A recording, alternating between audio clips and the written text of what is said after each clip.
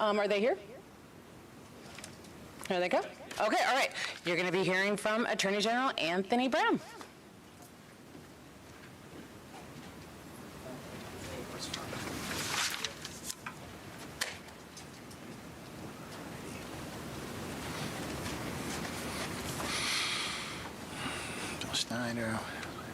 Snyder, excellent. How's everybody doing?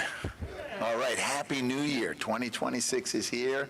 Hope you and your families, regardless of your tradition or faith or culture, had a wonderful end of year. For those who celebrated the holiday season, I hope it was healthy, enjoyable, and you're ready for what I think is going to be an interesting 2026. But today we're here to announce the release of the report by the Health, Education, and Advocacy Unit and some of the findings in that fiscal 2025 report to the Maryland General Assembly. I also, before I begin my remarks, I want to thank our partner, and that's Commissioner Grant and her team at the Maryland Insurance Administration. I want to thank you for your partnership in protecting consumers, a partnership that we value.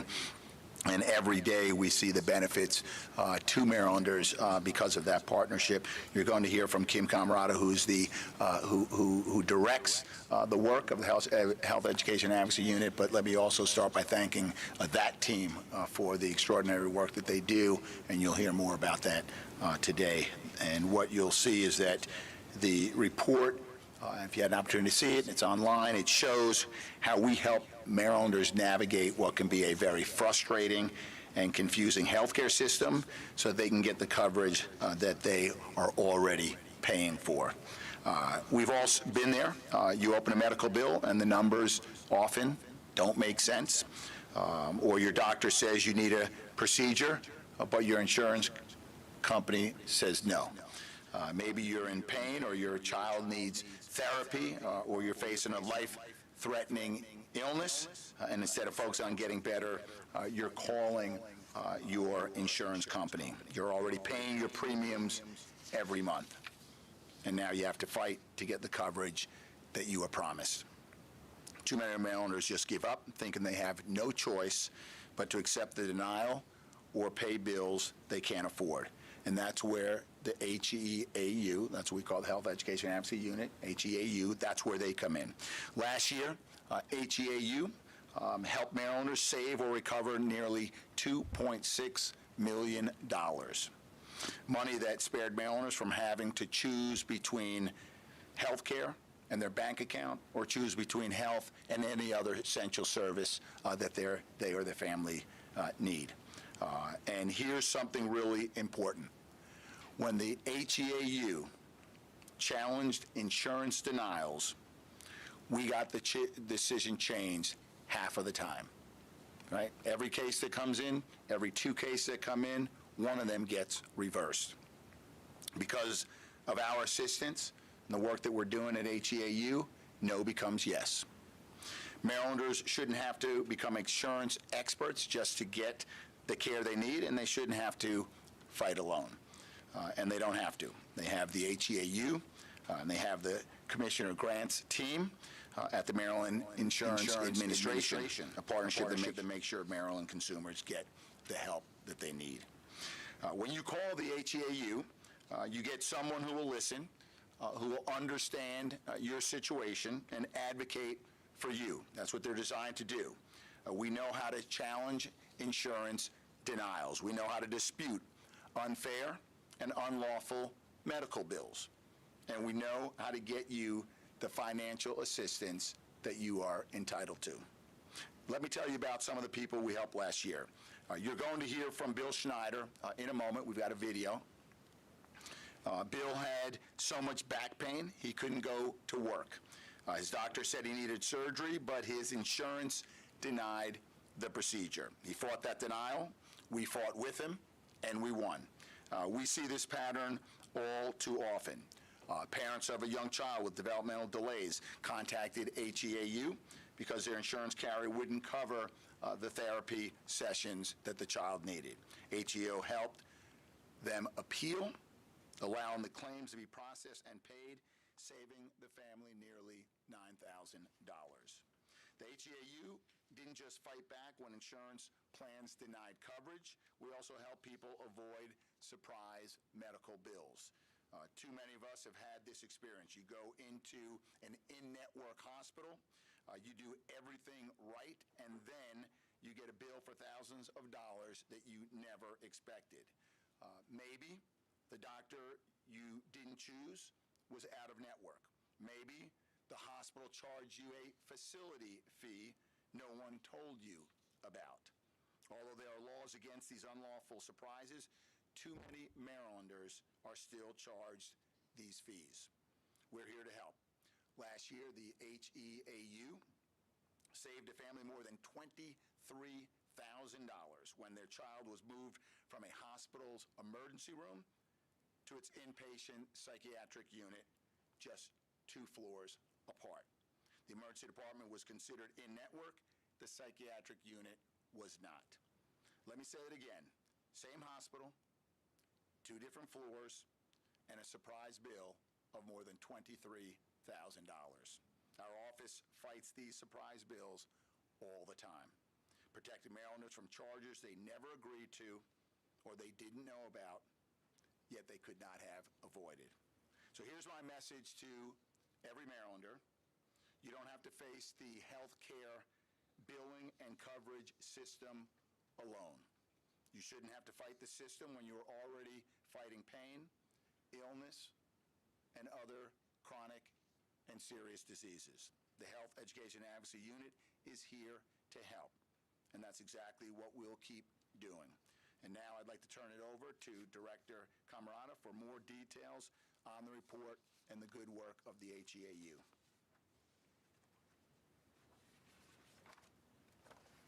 Thank you, sir. It's my pleasure to be here today because it's an opportunity to let Marylanders know that we are here to help them and to share the services that we provide to protect and assist consumers.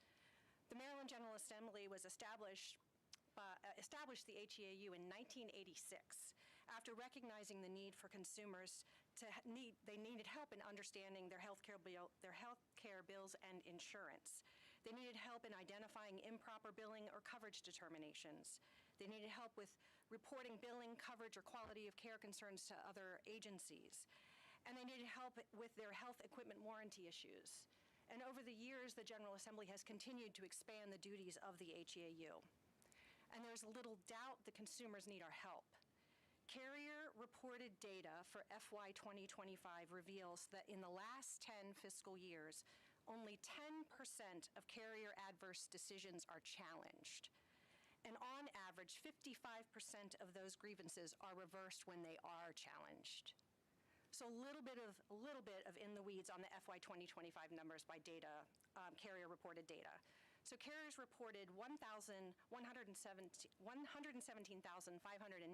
adverse decisions, about 4,200 more than in FY 2024. Consumers challenged just 11% of those adverse decisions. The largest share of those denials were in the pharmacy, 53%, lab and radiology, 19%, and dental categories, 14%. During the internal grievance process with the carrier, the decisions were overturned or modified during FY 2025, 56% of the time. These numbers tell us a very clear story. When consumers challenge carrier adverse decisions, more than half are corrected. Sometimes, such as in the home health category, all of them are corrected.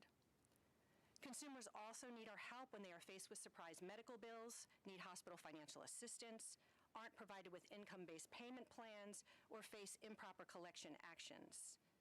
Our team is small but mighty. A few of them are here today. We have 11 of us that work with volunteers and interns to help consumers. In fiscal year 2025, the HEAU handled 6,500 emails, took 4,500 hotline calls, and handled 2,000 complaints. Now, when consumers call our hotline or email our office, that call or email were responded to or answered by one of our team members who will gather initial information and let them know how to get the help they need.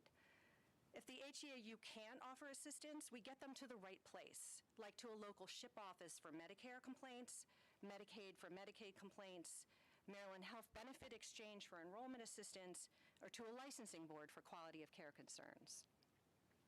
When we receive a complaint, our ombuds will work with the consumer, their provider, and their insurance carrier to gather the necessary information to address the issue in the complaint.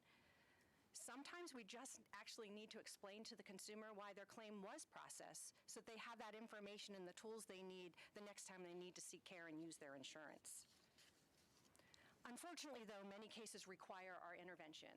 It requires our intervention to get the carrier to pay the claim, to secure a provider refund of an overpayment, to stop improper collection actions, to ensure that hospitals are providing required financial assistance or income-based payment plans, to take patients out of the middle of disputes between the providers and the carriers, or to obtain approval for life-saving surgeries or medication. We help people like Mr. Schneider, who you will hear from next, every day. In one appeal case, we helped a consumer facing a $2,000 bill from her OBGYN because the provider didn't properly submit paperwork according to the carrier. The carrier told the consumer, "Don't worry about it, you won't be billed." The consumer was billed anyway. She tried to resolve this herself. She's stuck in the middle of a paperwork dispute, and she finally came to us for help, and we had the claim processed appropriately and paid by the carrier. In another case, a consumer needed extensive dental work. She went to the dentist, and they helped her apply in the office for a $40,000 loan to cover planned treatment. The dentist was paid in full upfront for planned treatment. She had 3 visits with that dentist, and then he disappeared, leaving her with incomplete dental work and out $40,000. The consumer kept paying that $800 a month payment because she was worried about negative credit reporting. And then she came to us, we intervened with the lending company, and she received a $30,000 refund for the services that weren't provided. The mediation services we provide to consumers not only help the consumers every day, but it also informs policy recommendations we make to the General Assembly, to state agencies, and to Congress. When our mediation efforts fail, or we see a pattern of unfair or deceptive trade practices, we refer them to our enforcement division or to other agencies like the MIA for investigation. These stories and the data are included in the annual report to the General Assembly, along with recommendations to further study and reduce improper claim denials, to expand statutory notice to consumers about unexpected fees, and to add consumer safeguards to healthcare-related financing. We appreciate you being here and thank you for helping us spread the word about the services we can provide. Information about how to contact the HEAU will be on the screen, but consumers can call our hotline at 410-528-1840, our Spanish line 410-230-1712. Our email is heau@oag.maryland.gov, and they can file complaints with us on our portal at www.marylandcares.org. And now I'll turn it over to Commissioner Grant. Thank you so.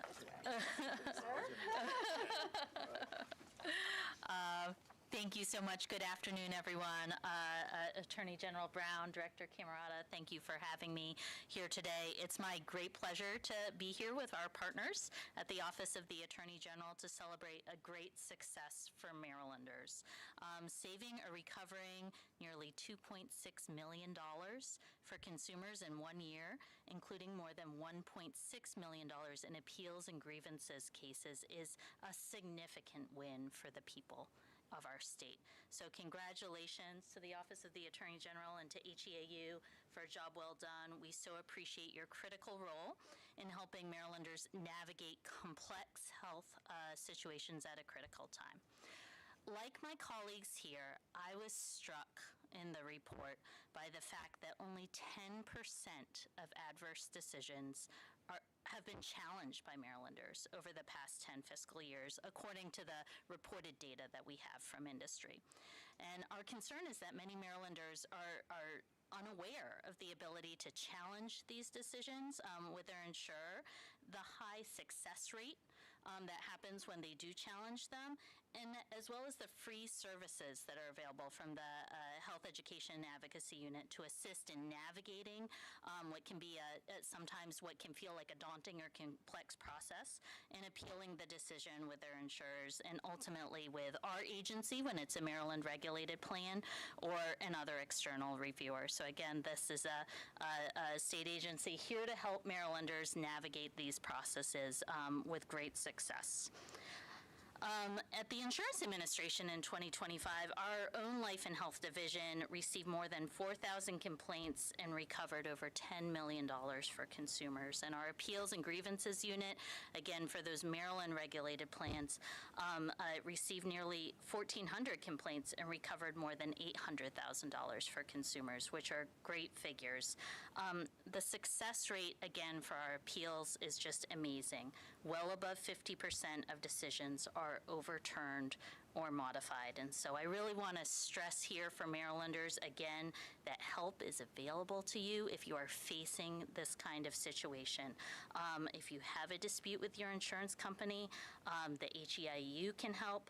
The Maryland Insurance Administration is also available to help. We have a 24/7 medical necessity and emergency appeals hotline.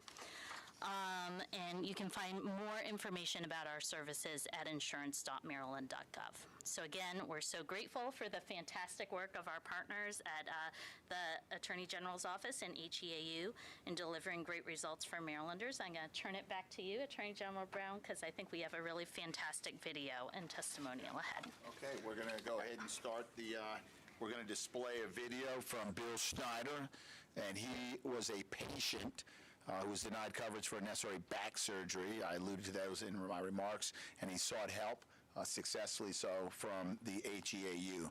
So Bill is going to tell you his story. Volume.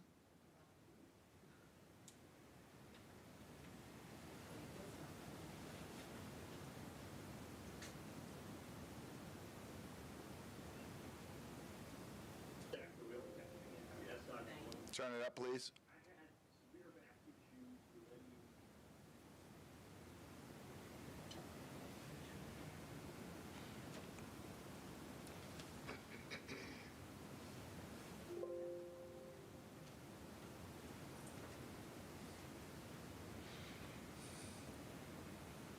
I had severe back issues relating to a car accident and had one back surgery that did not help me. I badly needed a second surgery, a different surgery, to fuse my sacroiliac joint, the SI joint, and the insurance company was just constantly saying no.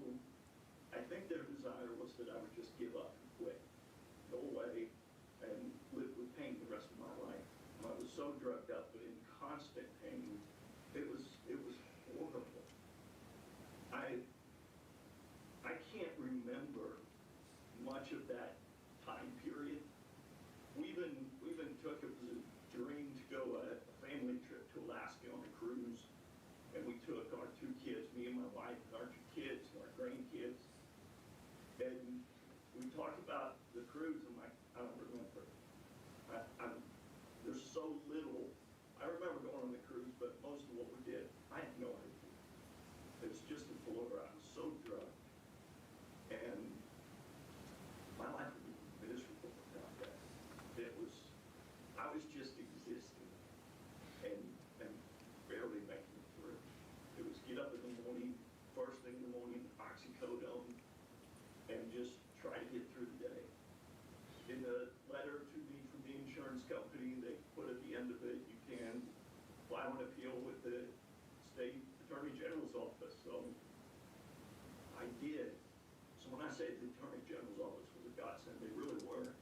They were an answer to prayer, because there was no rational reason for my surgery to be denied. I met there's a list of qualifications. It's in writing. I met them all, but they kept denying it.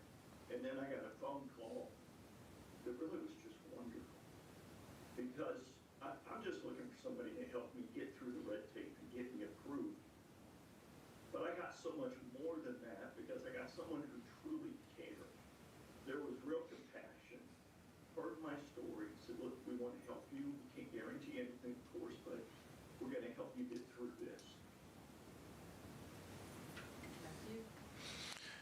I think what's clear from Bill's testimony, if you will, is that this is really more than $2.6 million in 2025.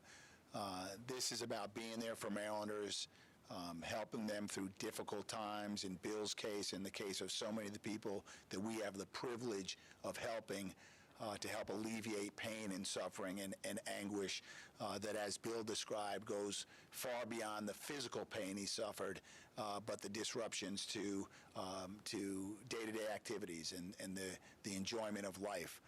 So I'm going to end here by, again, thanking the commissioner and the team at HEAU, because you're making a real difference. And I will say this as well. I travel around Maryland, and people always come up to me and say, thank you, thank you, thank you. You're doing a great job.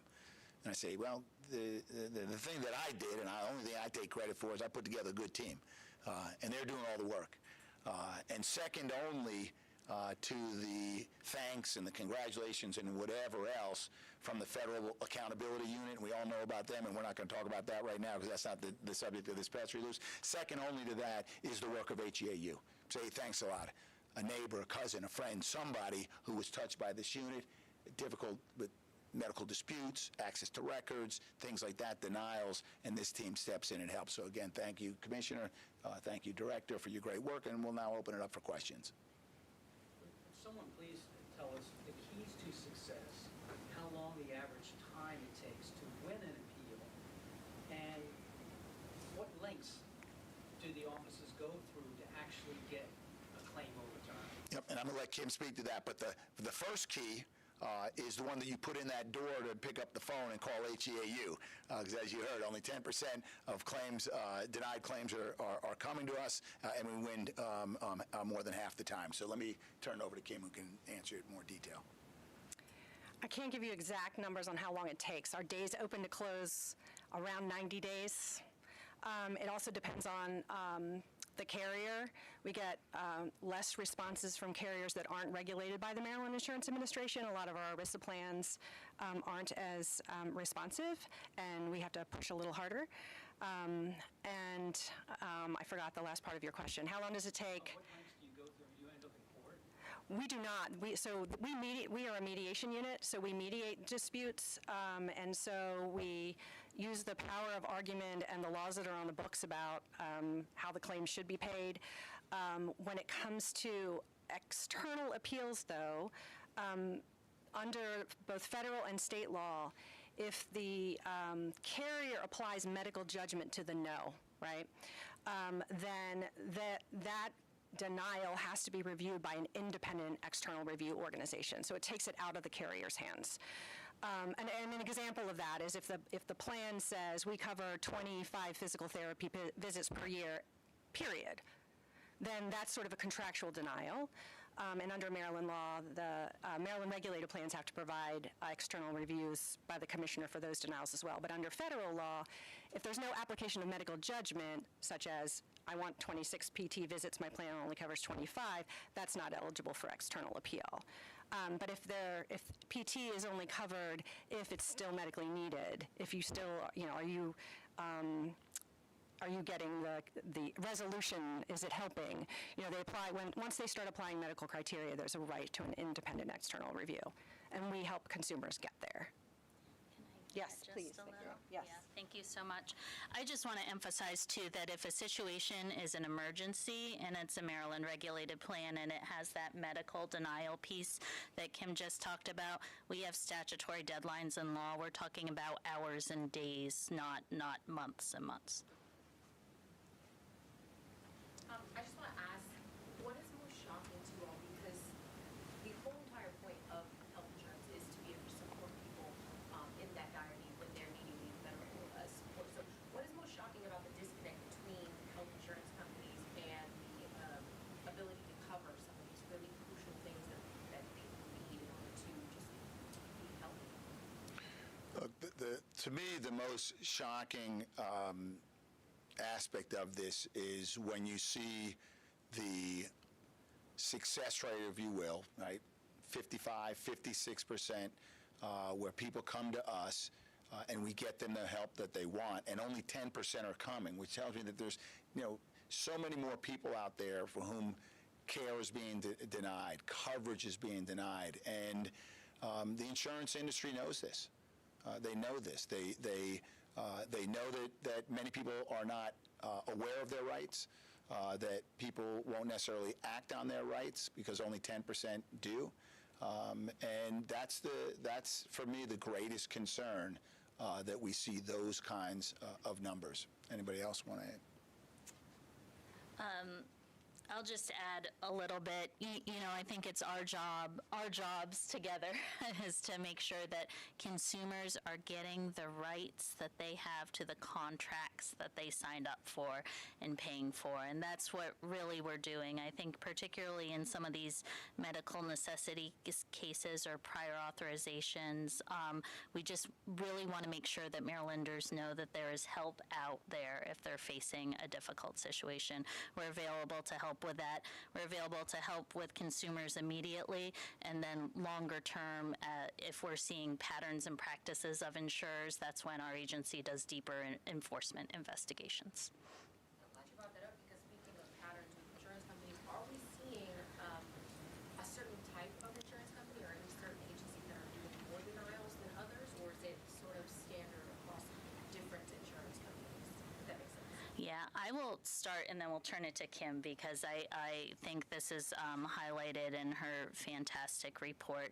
I think all of our carriers do some kind of adverse decision work. We do break it out by carrier. Some of them may have tendencies to focus on certain services rather than others, but it is a practice that most, if not all, of our carriers engage in. I'll turn it to Kim.